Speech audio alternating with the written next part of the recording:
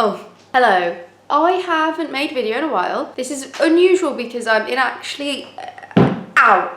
was gonna say I'm in a comfortable setup. Usually I'm like crouching somewhere, but I'm actually sitting on a chair with my camera and a light on the table. Is this the start of 2020 for me? Comfortable YouTubing. By the way, about, I'd say 80% of these books I have not read. If you're new, hi, hello, welcome. Can I say Happy New Year? Is it too late? Probably. I make videos on mental health and other lifestyle kind of stuff. I always feel awkward describing what sort of videos I make because I don't know. But I've talked about borderline personality disorder quite a lot on my channel, and I usually like my videos in general to have a purpose or have an intention. I don't know if there particularly is one for this video. I just wanted to have a chat about it, really. One of the main reasons is because I cut my hair, which I don't think is a big deal. Like, people cut their hair all the time. It was probably down to like past my nipples, which I personally deem as mermaid hair. So I had mermaid hair. I chopped it off up to here in my bathroom at 10 PM a few days ago. And I think that that has got to do with my borderline. And I wanted to talk about it because even though it's not a big deal, I've not like shaved my head or like given myself a blue mohawk that I'm gonna get fired from work for wearing. Like, this is fine. Like, even though it's fine, it kind of seems like a big deal to me personally, because we'll get into it and I'll explain. A symptom of borderline is being impulsive, which I think a lot of people know if you've done even just a little bit of research into BPD. And although impulsivity might be a quality that's quite high amongst people with BPD, I think the symptom criteria really means like impulsive in ways that are dangerous. So like reckless driving, binge drinking, binge eating, things that can potentially harm you or do harm you. And so I don't know if cutting my hair classes as like, that's not harmed me, you know what I mean? This is what I was saying before, like, I'm not gonna get fired from work for cutting my hair like this. But it was impulsive. It was not planned. This is very frizzy. Like I said, I cut it myself in my bathroom at 10 o'clock at night after I'd had an argument with somebody. So I do think that this definitely was like an impulsive decision, but it wasn't like, it hasn't put me in danger or harm in any way. Another symptom of BPD that you might know of is identity disturbance or unstable sense of self. And we see people making drastic changes to their appearance, for example, within other disorders, not just BPD. I think probably a really famous example is Hannah from 13 Reasons Why. She cuts all her hair off and she's obviously suffering from depression. She ends up committing suicide. So drastic or impulsive appearance changes aren't just unique to BPD, but there's something about being borderline that your identity is never fixed. And you might say, well, that's the case for everybody. We're always growing and learning and changing, and sure, but with BPD it's a lot more intense and a lot more like there's like a sense of emptiness if you're not taking on an identity of some sort. I'm explaining this horrendously. I'm gonna get a book. Lucky us, we have 3 to choose from. So we're gonna find identity disturbance in I Hate You, Don't Leave Me, and hopefully that will explain it better because I was explaining that horrendously. Borderlines lack a constant core sense of identity, just as they lack a constant core conceptualization of others. The borderline does not accept her own intelligence, attractiveness, or sensitivity as constant traits, but rather as comparative qualities to be continually re-earned and judged against others. The borderline may view herself as intelligent, for example, based solely on the result of a just administered IQ test. Later that day, when she makes a dumb mistake, she will revert to seeing herself as stupid. The borderline considers herself attractive until she spies a woman who she feels is prettier, and then she feels ugly.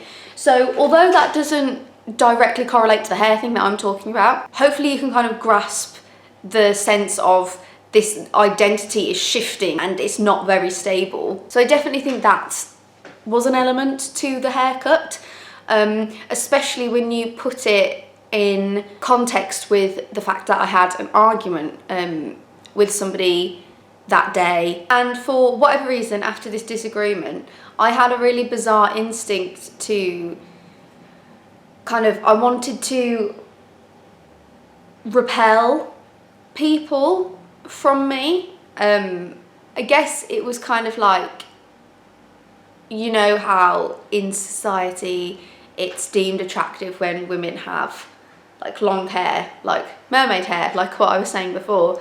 And that's kind of the convention, the tradition. And I guess like I said, it was just this bizarre instinct to be like, fuck you, I want to repel everyone from me. And so I just chopped off my hair. The link is not there. I said this to a mental health nurse recently. There's no link. It's like, oh, I felt bad, cut my hair. There's something missing there, and I can't quite articulate like why I jumped to cutting my hair, especially when I hadn't been like planning to. And although I don't seem to have enough insight at the moment to be able to tell you what that missing link is, I have enough insight to tell you I think it's something to do with identity disturbance, impulsivity, and clearly something to do with regulating my emotions, because this happened the same day as I had an argument with somebody and I was upset when I cut my hair. And since I read out a bit about identity disturbance, why don't I read some about impulsivity and emotional dysregulation as well, considering I brought those up and I think they're reasons why I cut my hair. So the criterion is impulsiveness in at least 2 areas that are potentially self-destructive. For example, substance abuse, shoplifting, excessive spending. The borderline's behaviours may be sudden and contradictory, since they result from strong momentary feelings, perceptions that represent isolated, unconnected snapshots of experience.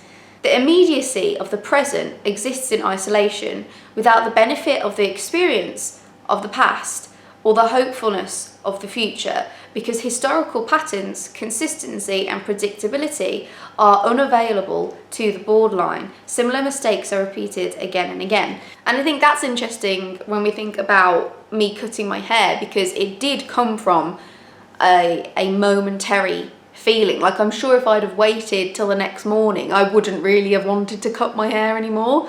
But it's like the strength and immediacy of the feeling sort of overtakes anything else, any other type of rationality. And emotional dysregulation.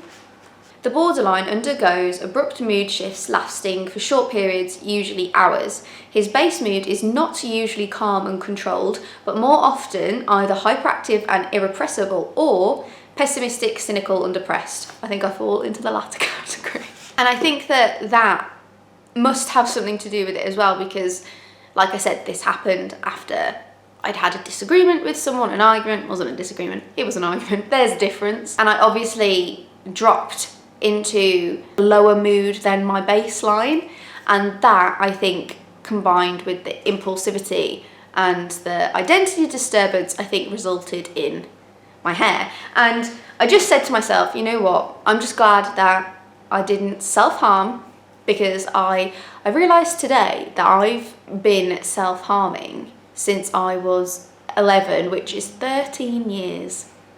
That's a long time. So I'm glad that I chose to cut my hair instead of cut myself. That wasn't meant to be a joke, but kind of turned into one. Dark. I'm glad that I didn't like go out and get like a tattoo on my face or something, you know, something that's like irreversible and could potentially cause a lot of damage. I kind of said this the day after I did it. I was like, I suppose that was a decent coping mechanism for that moment, but I can't really keep doing that, else I'm gonna have no hair left. Like, the next time I'm feeling a bit crap, I can't like cut it again and then cut it again. Well, I guess I could, but I don't want to. That's the point. Like I said at the beginning of this video, usually with the videos on my channel, I like to have a purpose or an intention, and I don't really think there was one for this video.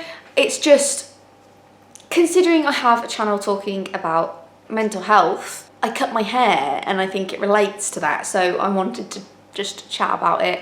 I hope that you enjoyed this video. I don't know why you would. Also, if you watched January's video about my first month of eating disorder recovery, I have the next month, so the second month, of ED recovery. I have that video coming out soon. It should either be up after this video or it's already gone up like directly before this video.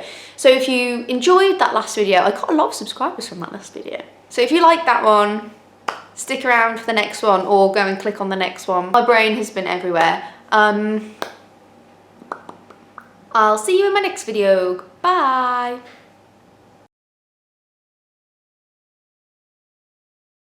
And I wanted to make a video about it, kind of talking, and I wanted to